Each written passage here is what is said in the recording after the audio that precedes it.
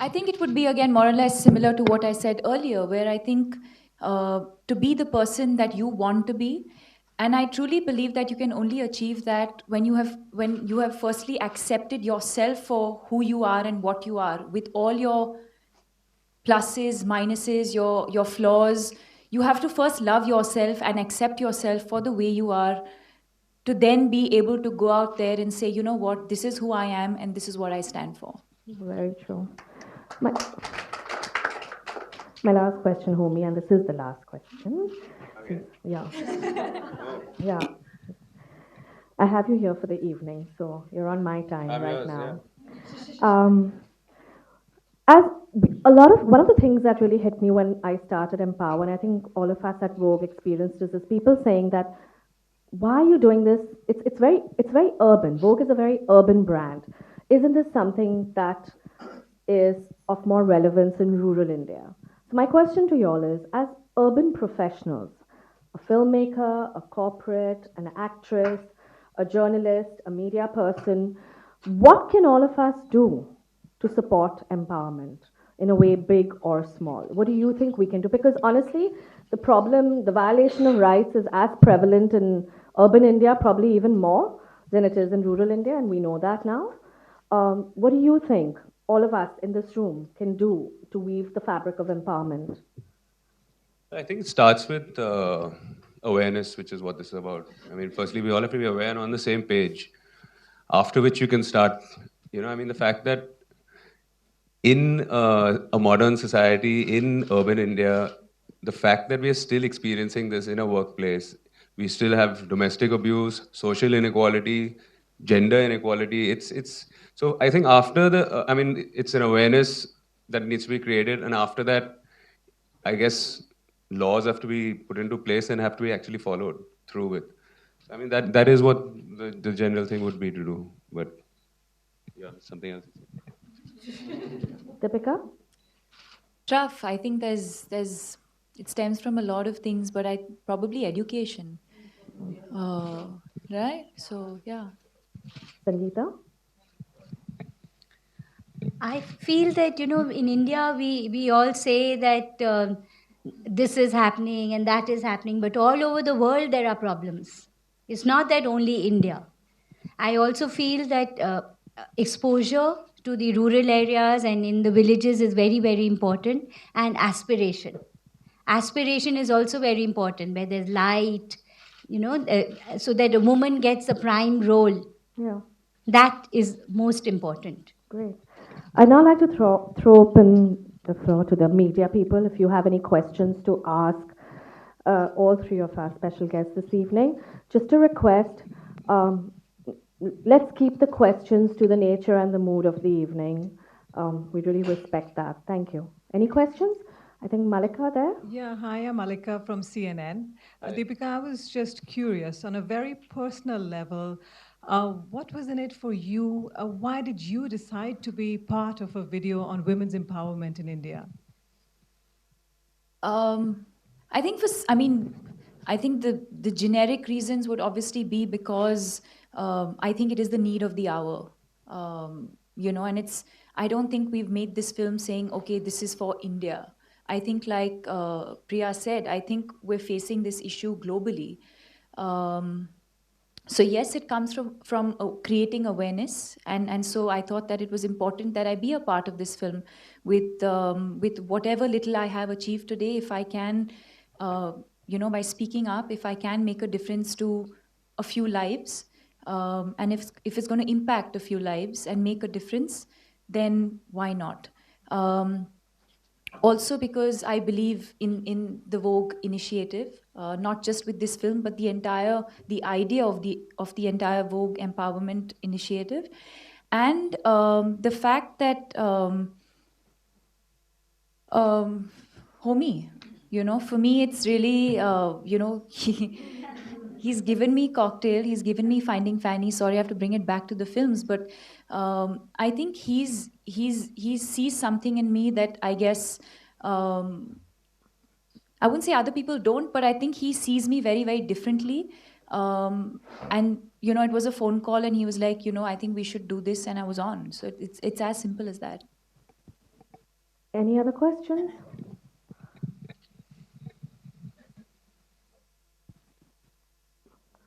Okay.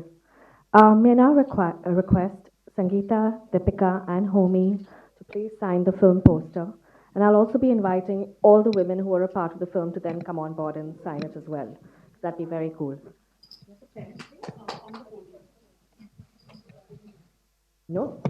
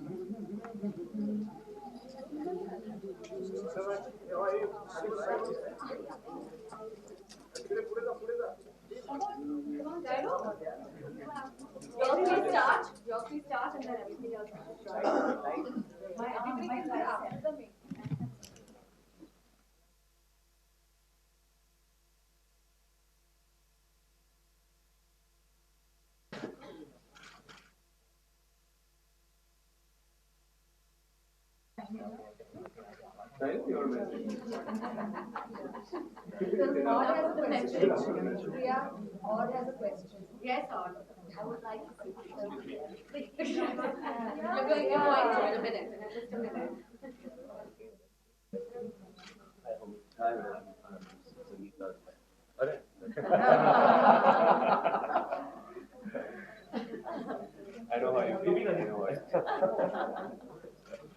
So yeah, got to leave.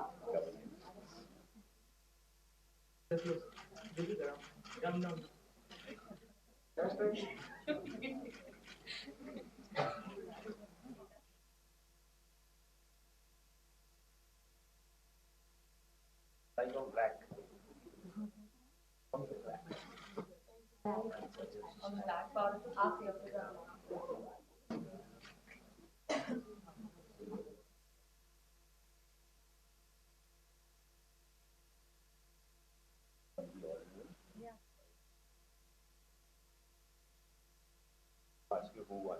Could I now invite all the women who've been a part of this film to come up here?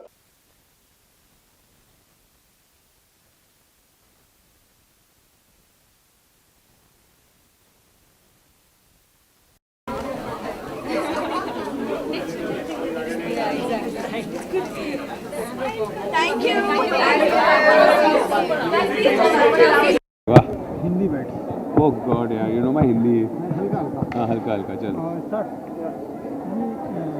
क्या कहना चाहेंगे किस तरह का women empowerment का video आपने बनाया जी हम जो कर रहे थे इंग्लिश इंग्लिश ओके सो जी what we wanted to do was we wanted to show women in a you know because today क्या हो रहा है कि they show also the social injustices that are happening with women oppression against women but there is also a very strong Indian woman who is an empowered woman and I wanted to show that across the through the net across the globe कि our Indian women are strong and they deserve gender equality. Every woman deserves gender equality, not just an Indian woman. And I think that was what it was about. It was to show that we wanted to portray that, and it was very organic because we used non-actors, all walks of life, and while the words were being said and they were in front of the camera, it was the first time they were hearing. तो उन लोग को they had to react to that at that point and express themselves and process what they were hearing, and that's how we came about with the idea. Teacher Deepika Padukone Well, that was the pledge we made at that time. So, जब Vogue, when they asked us, what can you do for women's empowerment? What will you do for the initiative? We were just, I think, coming off the film Finding Fanny, and we said, "Chal, we'll get together and we'll creatively collaborate and do a 2.5-minute piece." In UK, daily 250 rapes are happening. Yeah. What do you want to say about rape in India or Delhi also? It's not about India or Delhi. I think it is the most disgusting, regressive, and it is pathetic that it is sad that today, in today's day and age, we have to actually start a movement to discuss gender equality. It is so, we are so way back. It's almost like we live in the medieval ages. You know, I mean, recently there was a film out where as soon as you leave NH10, they said that as soon as you leave the city, it's a different world, it's a different system, it's lawlessness, and it's in this space, and it's sad that we are in a situation like that today. But I genuinely feel it is an extreme problem. It is not a small problem. It's an extreme problem. It affects women all over and the world. And sure, bringing throwing light on it, creating awareness of it is one thing, but we have to act upon it, and it's just getting worse and worse. So it's not a matter of. What are your expectations with government of India on this matter? I think they are. I mean, it's easy to sit and point a finger and to criticize, but I feel that the movement is happening. There's a social awakening happening. So it's not that the government of India is not interested in trying to resolve the issue and all, but it runs much deeper when you go into rural areas and all. And I think that they are taking steps towards doing it. Plus, on an urban level, we are taking steps to try and create awareness, to educate the thing, fighting for the rights of the girl child. So I think it is all happening, but it's just not happening enough. But it will. One day, hopefully, there will be an equal world. Thank you. Thank you so much. Only one step ahead. One step ahead. I'm going from here.